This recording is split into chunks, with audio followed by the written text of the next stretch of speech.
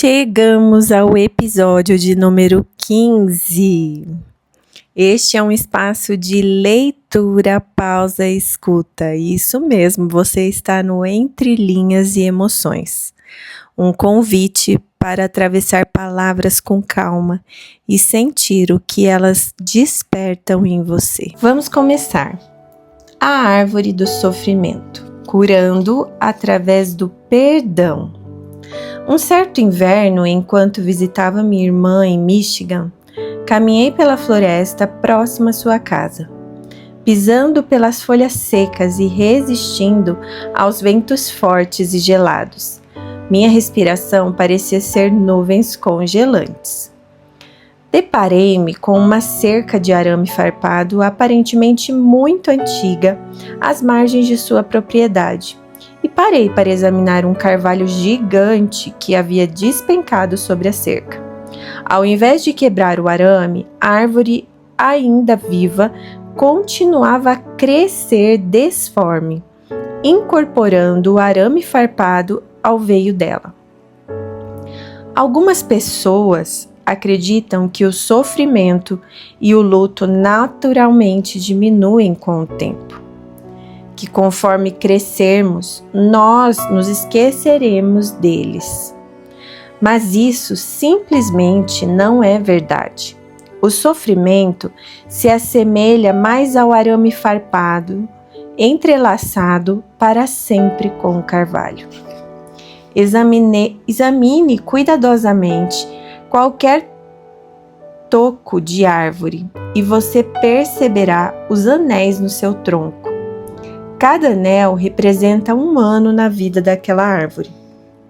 Ao examinar mais de perto, e se souber exatamente o que observar, você poderá encontrar pistas do que a árvore enfrentou durante os diferentes períodos. Anéis muito justos podem indicar um ano desafiador de seca para aquela árvore. Desprovida de água, ela não cresceu muito naquele ano. Alguns anéis comprovam a existência de uma pestilência. Outros anéis estão cobertos de cicatrizes feias, marcados pela queda de um raio. Mas e aquele carvalho? Sem dúvida, ele continha o arame farpado entrelaçado com inúmeros de seus anéis. A evidência de anos de sofrimento permanecia dentro daquela árvore. Surpreendentemente, a árvore continuou a crescer.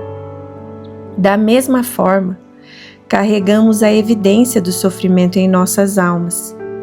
Mas quando depositamos nosso luto nas mãos de Jesus, que nos cura com tanta ternura, descobrimos algo profundo. Não apenas continuamos a crescer, florescemos. Nossas folhas provêm o abrigo para os outros. O fruto do amor nasce através de nós. Fortes e eretos, superamos as ervas daninhas que tentaram nos amarrar. Em Isaías 53:3, profetiza que Jesus seria um homem de dores e experimentado no sofrimento. Nosso Messias sofreu, não pelo que ele fez, mas pelo que nós fizemos. E possivelmente ainda faremos. Eles o pregaram ao madeiro mais significativo do sofrimento que a humanidade conhecera. Deste madeiro ele clamou. Está lá em Lucas 23:34. Olha o que ele clamou. Pai, perdoa-lhes, pois não sabem o que estão fazendo. O perdão e o sofrimento há muito se entrelaçaram. Quando obedecemos o mandamento de Deus de perdoar e estender a graça sobre os outros, honramos o maior sacrifício de Jesus. Em tais atos, reconhecemos a misericórdia inexplicável que recebemos. Assim como custou um alto preço para Ele oferecer-nos o perdão, perdoar os outros nos custará um alto preço. O autor Tim Keller expressa esse conceito da melhor forma. A graça e o perdão de Deus, mesmo sendo gratuitos para seus recipientes, têm sempre um alto preço para seu doador. Desde as partes mais antigas da Bíblia, entendeu-se que Deus não poderia perdoar sem sacrifício. Ninguém que tenha sido prejudicado pode simplesmente perdoar seu infrator. Mas quando você perdoa, isso significa que você absorve a perda e a dívida. Você mesmo a carrega. Todo perdão, portanto, tem um alto preço. Keller está se referindo a passagens tais como lá em Gênesis 3. No Jardim do Éden, quando Adão e Eva pecaram, Deus estabeleceu limites onde antes não era necessário. Ele prometeu um Salvador. Então, ele sacrificou um animal para vesti-los. Um animal sofreu aquele dia para poder cobrir os filhos de Deus. Aproximadamente 4.000 anos depois, o Salvador prometido chegou. Jesus sofreu voluntariamente na cruz e, através do seu sacrifício, que custou um alto preço, ele perdoou e cobriu os filhos de Deus. Para dar o acesso eterno ao seu Pai, ele absorveu toda a dívida que nunca poderíamos quitar. Como então podemos perdoar? Como estendemos esta dádiva de alto custo? Deixe-me assegurá-lo, caso alguém tenha lhe dito algo diferente. Não acontece tudo de uma vez. Eu vou repetir para você, caro ouvinte. Não acontece tudo de uma vez. Receba a graça de Deus ao participar do processo do perdão. Ele começa quando você dá início corajosamente à sua jornada de cura. É reconhecer que você merece e deseja ter a liberdade, uma nascente do perdão. Esta graça é o resultado da nossa jornada de cura, apesar de estar presente desde o início. A sobrevivente ao Holocausto, Corrie ten Boom, disse: perdoar é liberar um prisioneiro e então descobrir que este prisioneiro era você. Eu desconhecia essa frase de Corrie. 20 anos atrás, quando o meu professor de seminário nos incumbiu a missão de escrever uma pequena redação sobre nossa trajetória de vida. Mas ela sumariza perfeitamente minha história. Olhe só a redação. A jaula. Havia uma criatura abusada e amedrontada, que jazia numa jaula. Ela fora enjaulada pelas pessoas que odeiam animais. Um dia, Jesus abriu a porta, mas a fera amedrontada temia sair. Ela preferia permanecer naquela prisão tão familiar, mesmo que estivesse repleta de medo e imundícia, do que arriscar-se rumo ao desconhecido. Jesus foi paciente com ela. Ele não a forçou para fora da jaula. Ele entendia que até mesmo a manta apodrecida sobre a qual ela se deitava era tudo o que ela tinha e, portanto, era especial para ela. Depois de um tempo, ela colocou uma tigela de leite morno do lado de fora da porta. A criatura cautelosamente provou um pouquinho e, temendo uma armadilha, recuou para o canto mais escuro e profundo da jaula. Com o tempo, ela começou a se aproximar da tigela com mais frequência. Depois de um longo tempo, Jesus estendeu gentilmente sua mão cicatrizada pelo prego. A criatura observou com precaução e ainda assim ficou intrigada. Ela entendia de cicatrizes, visto que ela também tinha algumas. Em um ato de amor, ela lambeu a ferida de Jesus, entristecida por ele também haver sofrido. Ela ouviu um lamento. Ela olhou para cima e viu as lágrimas escorrendo pela face de Jesus. Ela o amava? Ela estava entristecida por ela? Ele estava entristecido por ela? Sim, ele o amava. e sim estava. Ele estendeu seus braços para ela. Em um ato de coragem, ela deu um passo em direção aos braços de Jesus, e ele a trouxe para bem perto do seu coração. Ali, ela permaneceu os dois juntos, chorando pelas feridas, pelo sofrimento, pelo preço do perdão. Assim como Corey descobriu, e eu também descobri, o amor e o perdão nos libertam de prisões. E na nossa liberdade, liberamos os outros. Uma vez que eu fui curada, eu não mais me importava se meus abusadores admitiriam seus erros, se me prestariam contas. Eu sabia que Deus lidaria com todos eles, porque através do perdão eu havia entregado cada um deles nas mãos do justo juiz. Jesus não nos pede que façamos qualquer coisa que Ele já tenha feito. Ele nos deu o Espírito Santo para prover-nos com tudo o que nos é necessário para o processo do perdão. Meus mentores tinham um sofá florido onde eu me assentava, junto com meu marido. Ted permaneceu ao meu lado fielmente por 2 anos, segurando minha mão, enquanto eles me guiavam através de minha jornada de cura. Ao final do nosso tempo juntos, mesmo se estivesse com os olhos fechados, eu podia redesenhar detalhe por detalhe cada flor, desde sua folha, pétala por pétala e ramo, visto que eu frequentemente ficava cabisbaixa, olhando para aquela estampa de sofá para chorar. Gradualmente, comecei a erguer minha cabeça com mais frequência, com o apoio do seu amor extraordinário. Quando Ted e eu abraçamos os dois no momento da despedida, eles me envolveram com seus braços e me seguraram ali por um longo tempo. Obrigada, eu disse, através de lágrimas de gratidão. Eu percebi uma coisa outro dia. Você nunca me mandou perdoar. Claro que não, respondeu a esposa do meu mentor. Com sua permissão graciosa, eu compartilho agora com você a explicação lógica que minha amiga me deu.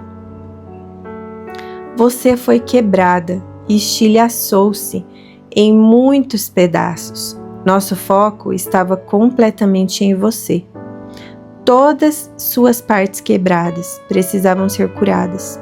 O abuso negligencia pesadelos, medos, como você se sentia acerca de si mesma, a dor dentro do peito, as visitas à sala de emergência e muito mais.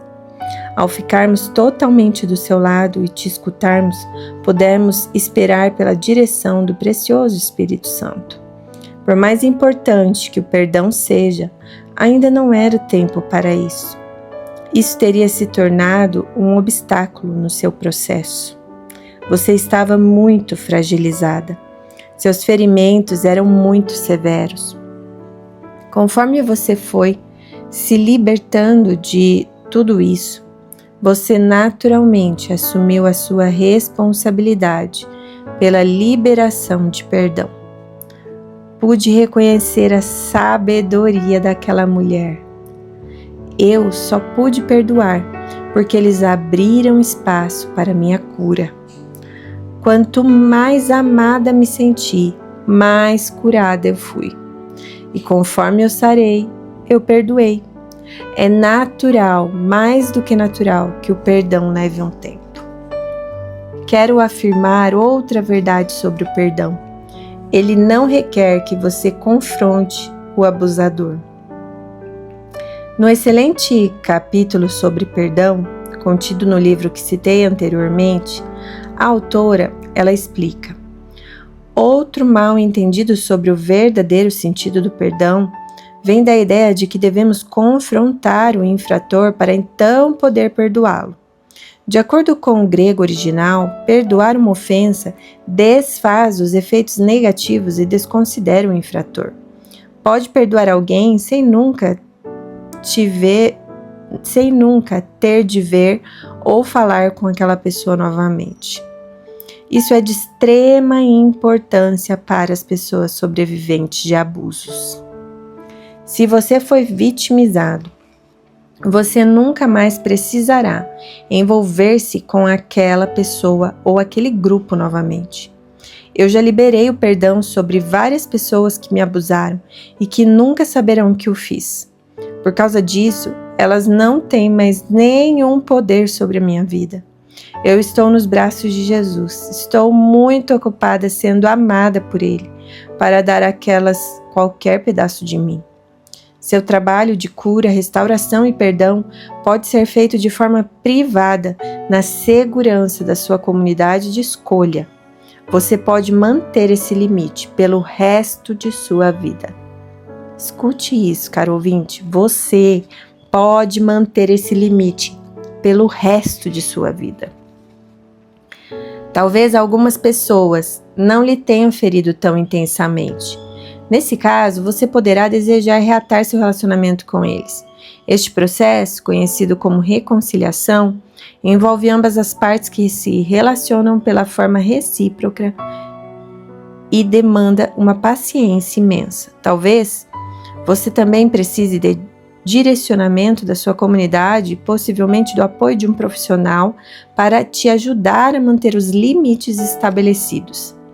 Desde que eu reconheci a disfunção familiar a qual fui exposta por toda a minha juventude, tentei me reconciliar com meus pais, mas só recebi justificativas vagas em resposta. As justificativas procuram isentar as ações dos infratores. Sou assim. Eu fiz isso porque... Enquanto o arrependimento diz, eu te feri. Sinto muito. Como poderia restaurar o nosso relacionamento? Papai arrependeu-se plenamente no seu leito de morte. Poderíamos ter tido uma linda história, se ao menos ele tivesse se arrependido mais cedo. Minha mãe, ainda viva, escolheu justificar sua negligência e abandono, juntamente com seus acessos de ira, como se ela fosse uma marionete sendo controlada por alguém através de cordas. Apesar das minhas tentativas em ajudá-la a entender a diferença entre a justificativa e o arrependimento, ela não estava disposta. Eu perdoei minha mãe, mas de coração partido, precisei deixá-la ir ao final das contas. Talvez você se pergunte por que eu fiquei tentando por tanto tempo. O motivo foi que eu almejava e orava para que houvesse a reconciliação. Ela também estava orando. Certa vez, quando eu havia me afastado quase completamente, mamãe me ligou acidentalmente. Felizmente, quando ela percebeu, ela obedeceu ao Espírito Santo que disse: chame-a de volta. Quando eu atendi, ela pediu para discutirmos nossa relação. Eu reiterei meus requerimentos para termos um relacionamento genuíno e recíproco. Lembrei-a novamente de que ela havia sido perdoada, mas para manter-se ativa em minha vida, era obrigatório o arrependimento, não a justificação. Nosso relacionamento continuaria a ser superficial, até que ela assumisse a responsabilidade por tudo que ela havia feito. Ela pediu que eu citasse um exemplo. Eu expliquei como ela culpava minha tia por ter-lhe dado maus conselhos sobre como silenciar os meus ataques de pânico. Não entrarei em detalhes, mas eu desenvolvi claustrofobia devido a essa remediação abusiva. Esclareci que não foi minha tia que colocou o conselho destrutivo em ação. Ela, minha mãe, foi quem o fez. Ela tem a obrigação de assumir a responsabilidade por suas ações e parar de culpar os outros. Numa virada milagrosa, ela se arrependeu dizendo: eu assumo toda a culpa. O que mais você precisa que eu assuma, minha filha? Chocada, eu citei somente mais um incidente, pois ele era a raiz de todos os outros. E ela assumiu total responsabilidade por suas ações. Jamais quero te perder, minha filha, ela disse. Eu assegurei para ela que por causa de suas ações aquele dia, ela não me perderia. O perdão é uma transação de via única. A reconciliação requer que as duas partes estejam dispostas e sejam humildes em compartilhar a responsabilidade. Apesar de custar um alto preço, isso é muito poderoso. Quando era criança, eu nunca pensei que poderia um dia me sentir melhor. Eu nunca imaginei ser capaz de uma família que fosse minha, com um esposo amável e uma linda filha, inseridos numa comunidade incrível. Nunca poderia prever que haveria gargalhadas, daquelas que você segura a barriga tentando recobrar o fôlego, porque uma amiga disse algo engraçado. E nem tampouco podia imaginar a alegria contagiante que sentiria pelas coisas comuns, como tomar um café expresso com um croissant quentinho, sentindo-me completamente em paz de uma vez por todas.